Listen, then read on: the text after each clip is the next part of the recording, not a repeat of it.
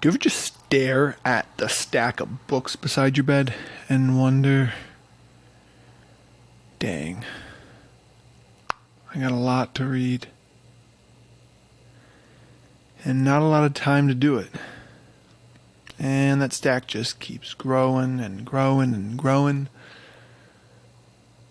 And you read a chapter here or there, but you never really have the time. And especially unfortunately in this modern day and age, all too often you say to yourself, I'm going to read something at night. And then you find yourself scrolling YouTube or Instagram. So anyways, I was going through my stack of books and looking at each one of them and making a decision as to, which one I'm actually going to read, quote unquote. Which one I'm going to pick my way through. And it occurred to me that it didn't matter much. Every once in a while I feel, a called to read a certain book. But this evening I just realized I'm in a place where it doesn't matter much. Just encounter something beautiful or good or true or inspiring, heroic. There's such a lack of it in our culture and in the art of our culture, the life of our culture, if you want to call it life. There's so little of any of it within our culture that just any encounter is exponential in the soul's ability to come one little step closer to the true waters of life, which are Christ. I've always had this analogy that I love, and I probably use it way too often, but it's of the two cities, the one by the river and the one in the desert. And the one by the river where all the trees are blossoming and the fruit trees are producing great fruits. Well, there's nobody there, or very few, that live down by the river. And there are a great deal, many of people that live in the desert city, scrimping and scraping and starving and getting dust in return for their efforts, planting themselves in a desolate wasteland where there is no life. And I think it is a distinct call. It's a call, I think, in every age. It's a call to every soul that God makes. But I think in a new ever ancient, ever new way, there's a renewed call to return ourselves first, return ourselves to the waters of life, and then call others to those same waters.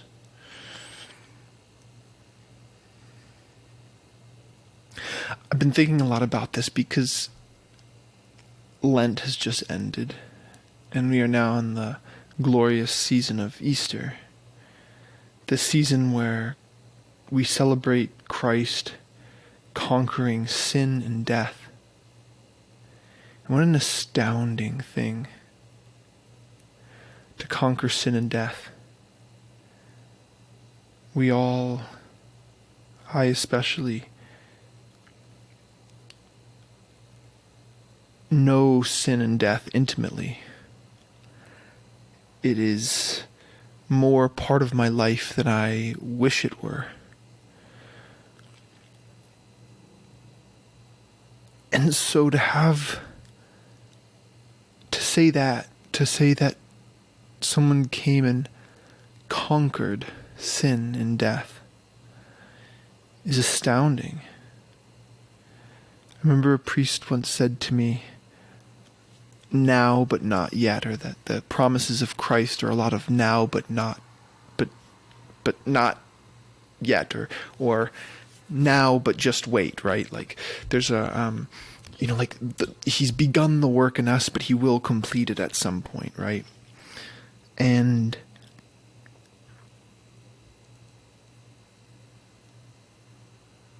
Lent and Easter are a reminder of this up and down, this interplay, if you will, of the two, this now but not yet.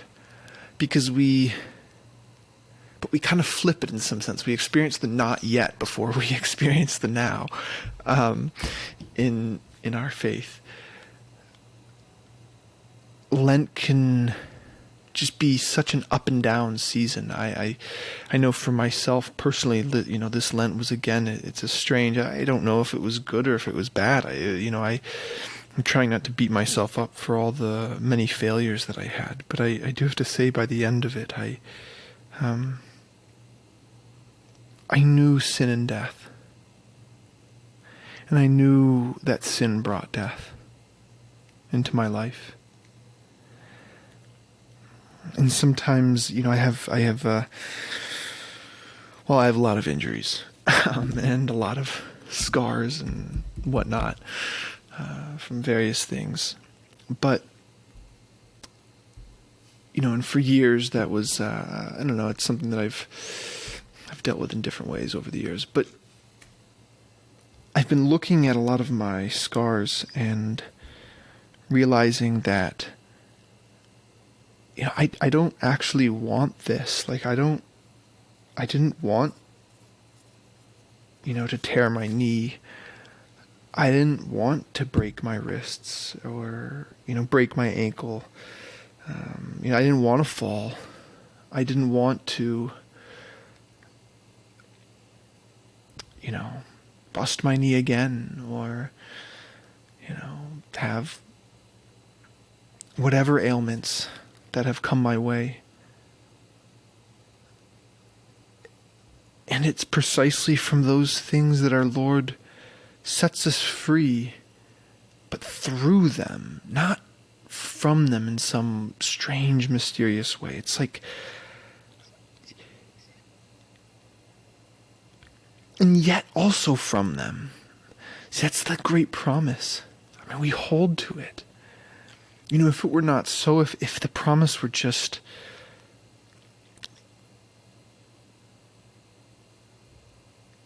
now you're going to live another good life, but, but you're still going to, if you fall here, you're still going to fall and you're still going to break stuff and all those kind of things. Well, it's not. You're still going to have health problems, or, I was born without a pectoral muscle. So, you're going to still not have that pectoral muscle. Maybe I won't. But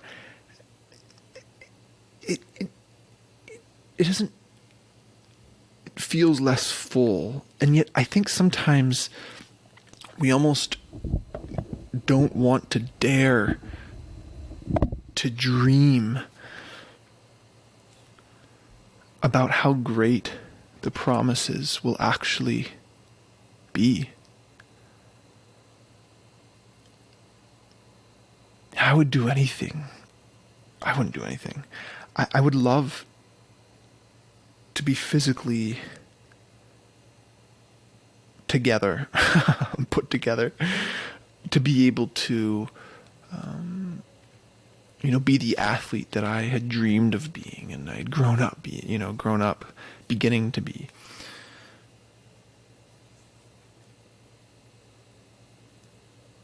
Even now, I would, I'd even love to just play with my son without pain. And yet this life, well, it brings and it has death. And death came into the world through sin.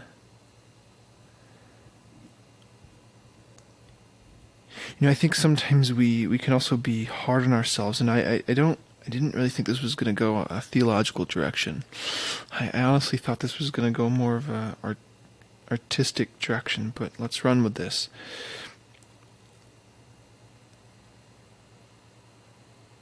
So often we can be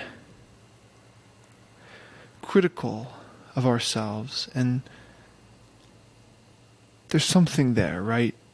I think often we can, we can look at a lot of the death that is in our life, whether it is physical, spiritual, mental, emotional death in our lives, relational death. And we can also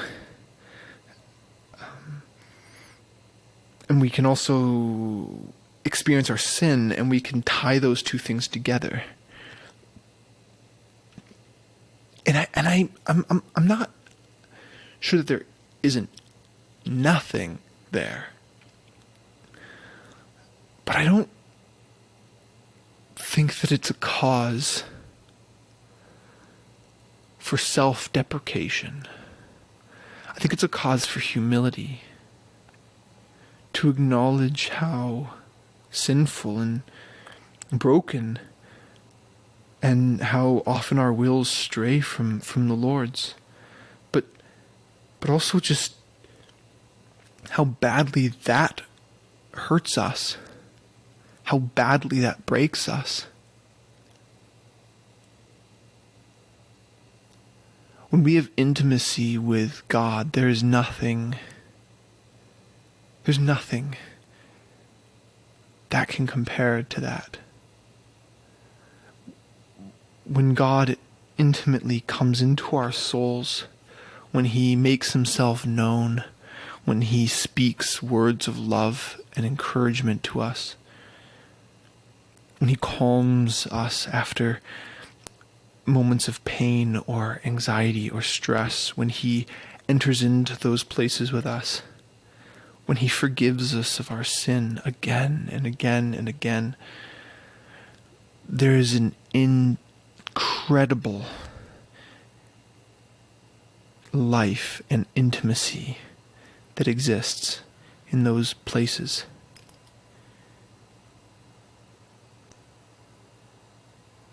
I don't even remember where I was going to go with that. Now all I can think of is that.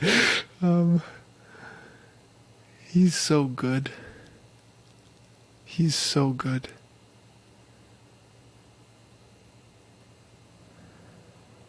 I just wish I loved Him more, and that my will was more conformed to His own.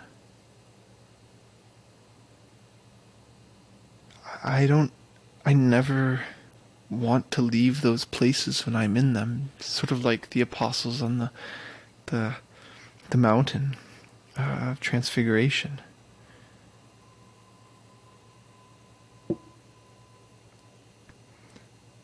But I also just don't want to leave His company when I'm with Him. And is not sin just precisely that?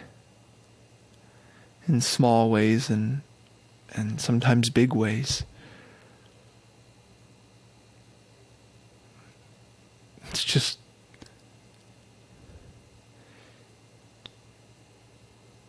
rejecting, rejecting, but a better way, maybe a better way of getting at it is almost like turning your back on a friend, or dismissing the advice of a friend. And we've all been hurt by people before. We've been hurt by friends. We've had friends that have hurt us, or we've had former friends that have hurt us, or we've had, family members that have hurt us. And so often our response is, of course, the opposite of Christ's. Our response is to distance ourselves a bit, right? Out of prudence and caution, and again, and at times rightly so. But Sometimes to harden our hearts towards that person. Maybe I'll say it that way, to harden our hearts towards that person.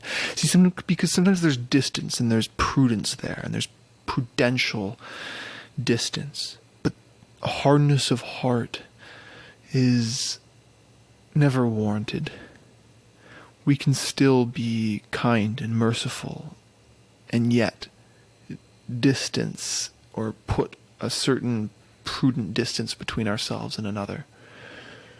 And yet Christ does something extraordinarily different when we sin. He just kind of comes after us more. And then in some unbelievably mysterious way, he takes our sin and he wraps it into his plan of salvation. And he wraps it into our own perfecting, I should say. He uses it to somehow perfect us. That's marvelous and wondrous and mysterious.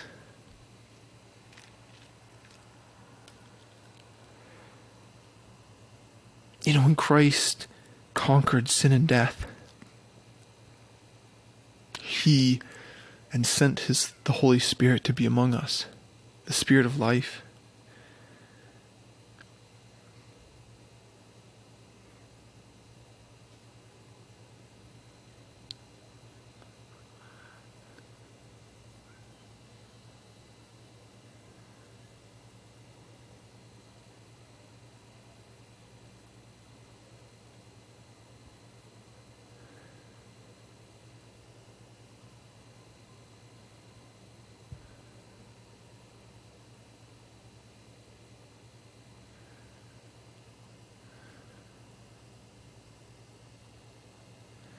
Life has so many fears. And troubles, anxieties.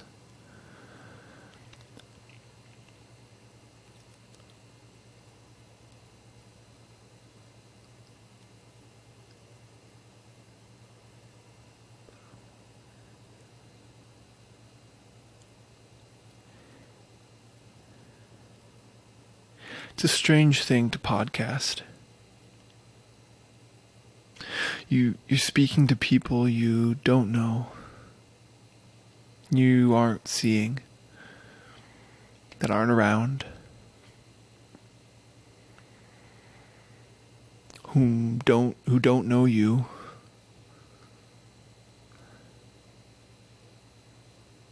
And inevitably you kind of think about, what do they want to hear?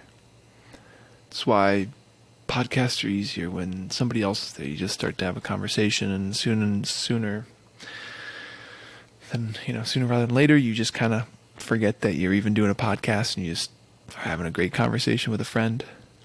But I'm doing this one alone, and it's different.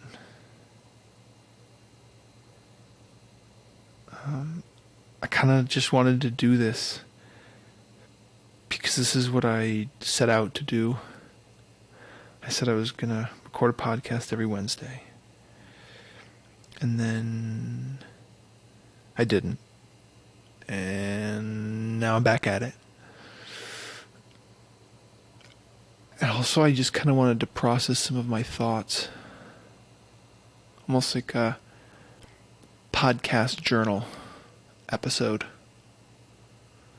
There's just been so much that's gone on. Like Lent was a crazy time. You know, I fell back into addiction. But shorter than I've ever struggled before. But nonetheless, I fell back into addiction that has brought unbelievable amounts of sin and death into my life. And again, the Lord freed me. Again, He came to me. You know, every time, right, that you sin, the devil kind of says, like, this time's going to be the one that God doesn't come for you, you know? Like, you've done this so many times. Like, you've failed so many times. Like, come on. I mean, I've given you everything. I've given you everything. I've even given you my son. I've given you my spirit of life that has no sin in it, that is only goodness and life itself. That is what I have given to you. I've gifted to you. And again you throw it away? Not this time. I'm sorry. This time's it. This time, well, it is only right and just that you stay where you are, in the darkness, in the blindness, in the misery, in the wretchedness, and the anxiety. But that's not what he says. That's the lie that we hear the devil tell us every single time we fall back into sin. Especially sins of addiction. And today, in today's day and age, it's rampant, whether it's phone, pornography, drugs, sex, money. I mean, I guess it's all the typical addictions, right? Just throw electronics and technology on top of, the good old traditional ones, right? But God's answer to us is so different. When the Blessed Mother when Christ and his mom first freed me from my addiction,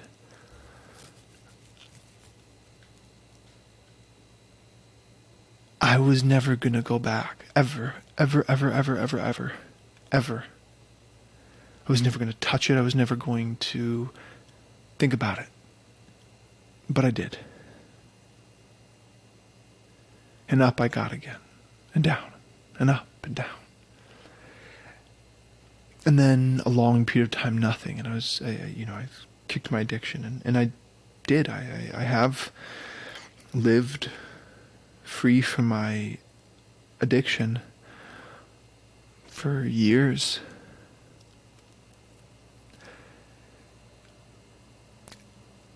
And yet, I've also fallen back into patterns of behavior, destructive patterns of behavior, sometimes for shorter periods of time, sometimes for longer periods of time.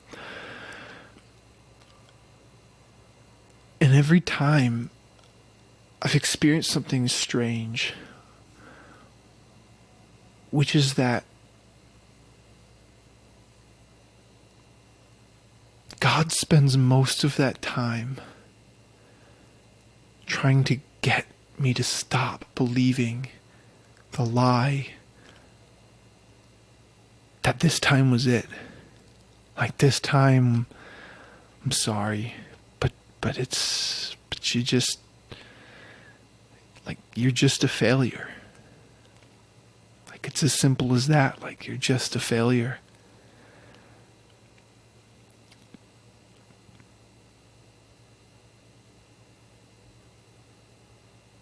And why would he do that?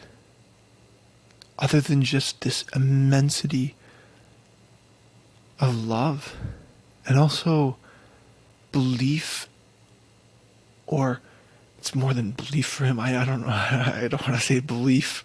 I don't want to say God believed. But no, he does. He believes in the one whom he has created. He believes in the one whom he has created.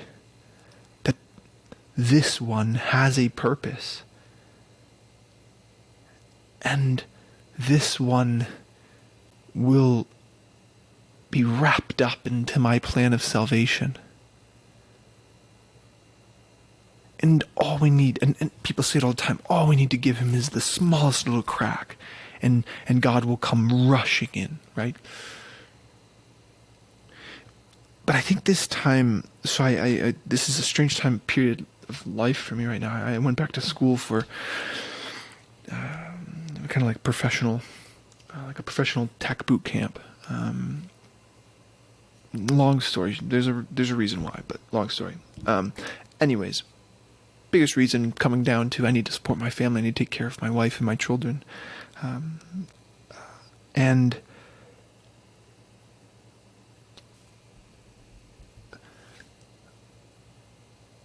it brought up for me a lot of things. I've never graduated anything.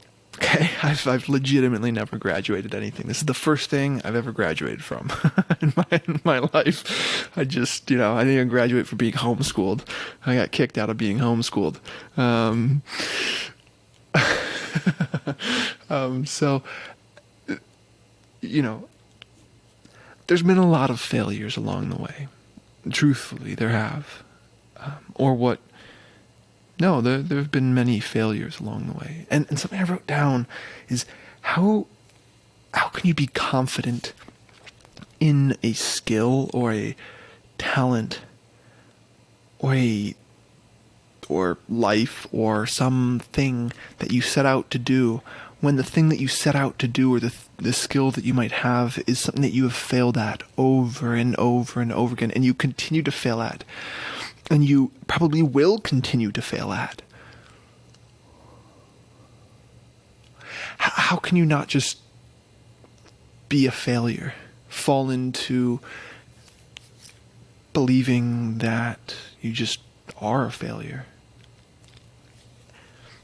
And I'll be honest, I don't honestly have the full answer to that question. I'm not completely sure what the whole answer to that question is, because there is something interesting there. Like, I loved sports. I grew up playing sports my whole life. I loved them, and I was good at them. I've been naturally athletic, and God blessed me with some natural athleticism, and but in high school I ended up blowing out my knee and breaking my ankle and whole lots of other things, and and especially with my busted knee, I was in so much pain. I just kind of gave up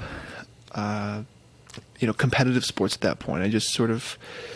I gave up. I couldn't figure out how to rehab my knee, which I have figured out how to do now, by the way. Go to knees over toes. Go figure out how to rehab your knee if you have knee pain, and the rest of your body. The guy's awesome. But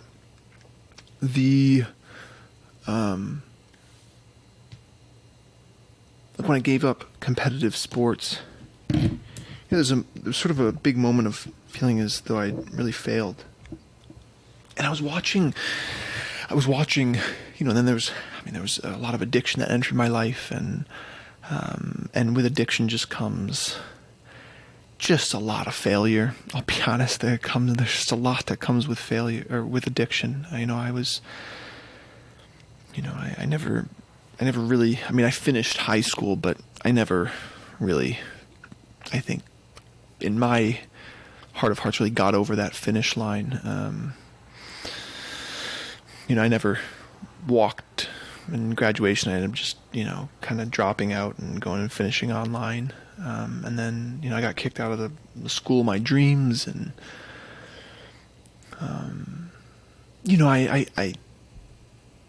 in the first high school I had gone to, I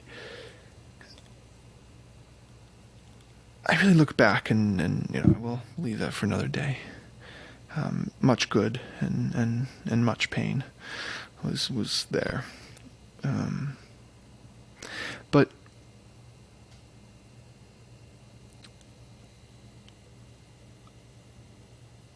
I was watching a video the other day, and it was just of a top quarterback recruit, high school quarterback football recruit. And, I was watching him do that. I'm like, man, I could have done that. I could have, given the right circumstances and all the things. Like, I could have done that. And so it kind of naturally brought up for me, like, man, like, how do you deal with failure? Like, how do you deal with failure? And especially as I'm kind of coming off of this tech boot camp and looking for a job and trying to be confident. Hey, I actually have some legitimate skills here. I have more than just this tech boot camp, in a background of skills, and I was really fortunate to be able to grow in I have a first boss who really gave me the ability to learn just a ton, and I didn't realize how much I learned and how many skills I picked up along the way, and until kind of recently. But I don't know how to, I don't know how to value those things, and I just want to take care of my family, and I've had so much trouble taking care of my family and providing for them, and still, trying to put a roof over their heads and give my wife a home that she can, well, make a home. And so all these things are kind of welling up in me, and I don't 100% know the answer to it.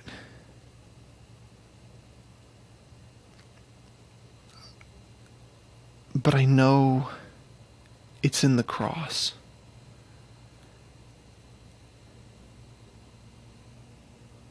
But how do you... Right, I think sometimes we think that we must love the cross to the point where we don't go on to the resurrection. That's a dangerous thing. This Easter just reminded me of, with Lent and falling back in with a lot of, I fell back into, look, the addiction is just smoking a lot of weed. For whatever, weed's the thing, I could drink. I don't really care about alcohol. For whatever reason, weed's the thing for me in this life, and I cannot touch it. And falling back into, and I mean, legitimately, if I smoke weed, I'll be high every day, all day, until I stop. So I fell back into this during Lent, and then God pulls me out literally on Good Friday, which is really beautiful, but I haven't really been able to reflect on that a whole lot yet. But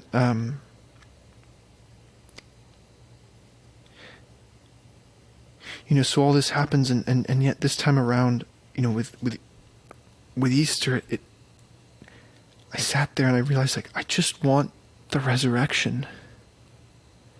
For so long I've been trying so hard to love and accept the cross, and to also sort of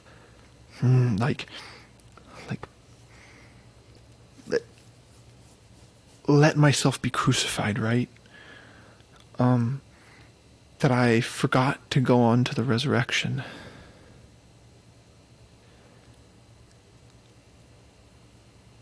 Yes, life is going to bring its crosses. There's not a single one of us that's getting out of here without plenty of crosses.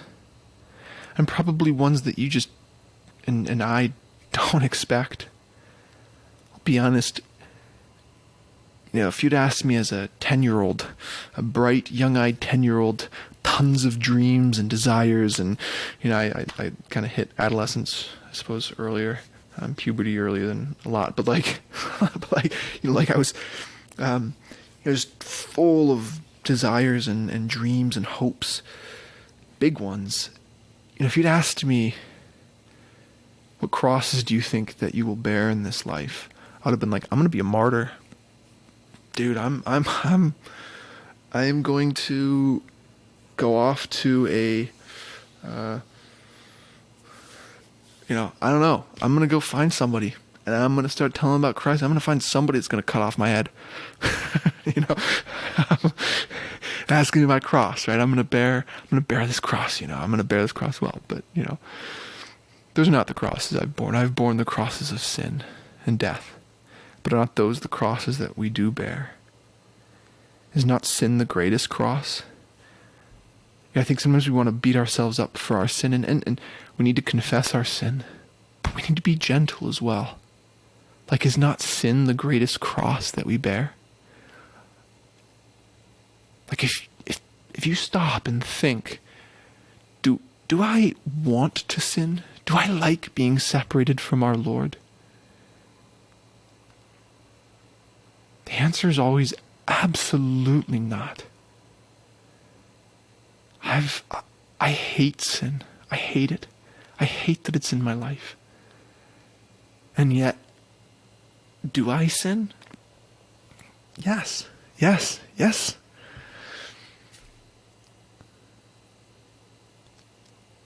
And it hurts. It hurts immensely.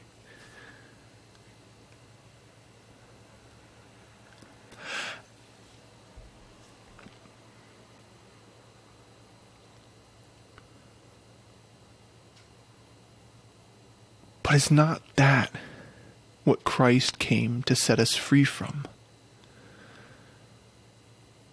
Is that not precisely the point of this Lent and Easter season?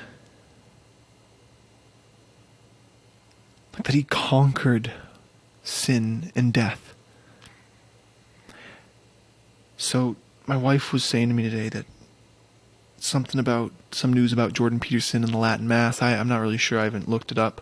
I was super down about all of his views on psychedelics, and I'm still a little bit. Well, that's another discussion. I know. I have a lot of things I do want to talk about in terms of all of that and sort of the reemergence of a lot of just pagan thoughts and practices and ways, and especially the pagan spiritual practices and sort of enlightenment, if you will, of the pagans that is sort of coming back or making, is becoming, is in vogue right now. And, and especially, the scientific community is all, oh, wow, this can cure a lot of things. And there's a great danger in there. And it just makes me sad that Jordan Peterson has even in some small way been seduced by that. And I know, that he's made, the comments he made on Rogan's about, I think that, all religious experience come from psychedelics. And I don't know, again, there's probably more of a discussion to get into there. And, I'd love to talk to him about that kind of thing. I'd be so curious to hear his thoughts on it and just kind of discuss that with him, because I think there's a lot of things that he's said on that are just dead wrong, and there's some that he's, said that, I think are plausible, of course, and I think there's whatever. Okay, the point is, all that is completely besides the point. The point that I was gonna get to is, said this to me, but one of the things that I've, I listened to recently that is an old interview of Peterson's, and it was right before he hit that really tough period of time in his life where he kind of, went away for a period of time with all the health issues. But he was being interviewed by Piers Morgan, and Piers Morgan asked him if he was a force for good, and he said, in the big things, yes. In all the small things, no. But we stumble uphill. And I think that's the attitude we have to take in our lives. The stumbling uphill. Because contrast that with the thought of the world, or the thought of the world, which is that you can do 1,000 good things, but that one bad thing, it ruins it all. It's all gone. It's all trash now. It's all thrown on the trash heap. But it's not the way that God looks at it. It's not the way that he sees us. Like, we stumble uphill. We slide downhill, right? We're either stumbling uphill or we're sliding downhill. It's our choice, right? But there's comfort in that, right? There's a certain peace in stumbling uphill. Where will we get to? Again, eye has not seen, ear has not heard. But man, when we get over that mountain, or man, when we enter that place between the sunset and the mountains, right? That glorious, beautiful place. When we get there someday, it'll all be worth that stumbling, and we'll find that our legs and our hearts and our are strong, our muscles have been built by all the falling and the getting up again. It's just utter mysteriousness and beauty to the way that God operates, and the way he sort of guides the stream of our lives.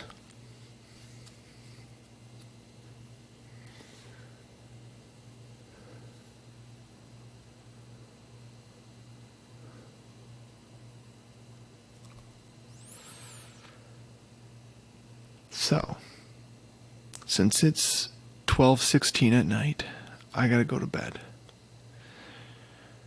But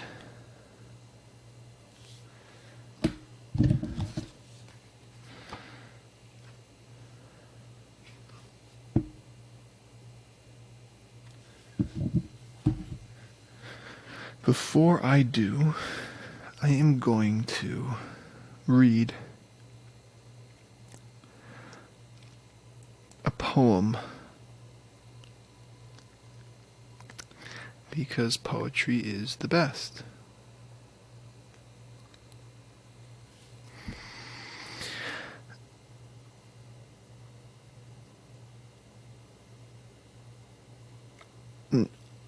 I've read this before. It's up on the website on Bonfire, but right now I can't really click on anything because I gotta go figure out all the website stuff somehow. I don't know what the heck happened with the back end, but I gotta go fix the back end because something went weird and you can't click on the pictures no more.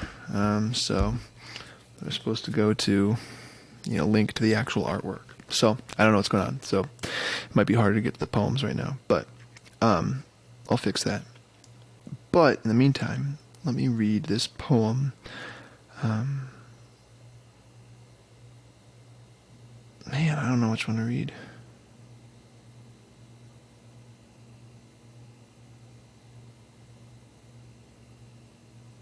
I'm going to read this one. I don't think I've perfected this one yet. This one's actually not up on the site because I haven't perfected it. And I don't know. I just want it to be better before I put it up there, but I'll read it as is.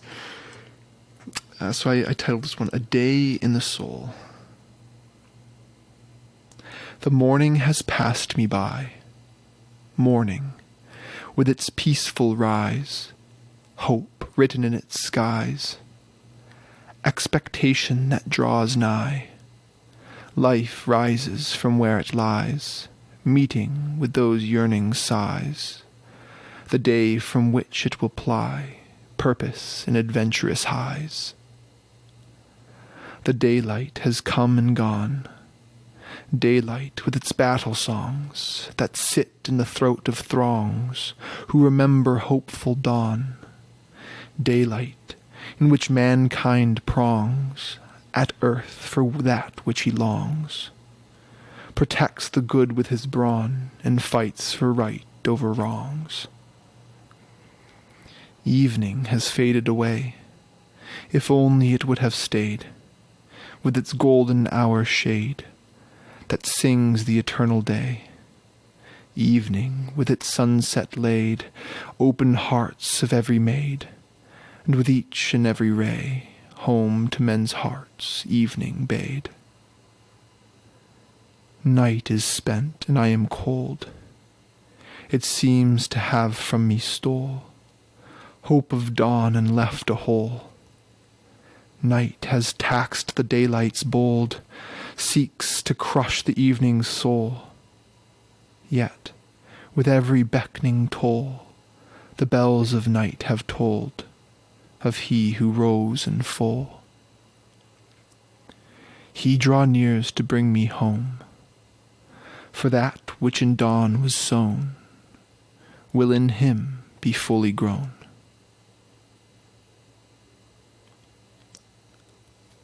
I hope if you listen to this, you have a beautiful day, a beautiful evening. If you have any interest in art, go check out bonfiremedia.art. You'll find a lot of great art, ways to kind of take steps and encounter beautiful things, take little steps back towards the river, or publish the art of your own. Art ought to be shared, and I don't just want this to be an online thing. I eventually, there's a big old vision, but there's I think it's time to share really anything that is good and true and beautiful, because we need beauty desperately, and we need simple beauty, hobbit beauty, and hobbit lives. So if you're interested, and if you want to join us in our efforts, go to the website and figure it out. It should be pretty easy. I've tried to make it as easy as possible. Still a lot of work to do, but to make it easier and a little simpler, and to help people kind of connect with one another. But go over there and check out what's there. Have a beautiful night. God bless. Oh, and Christ is risen.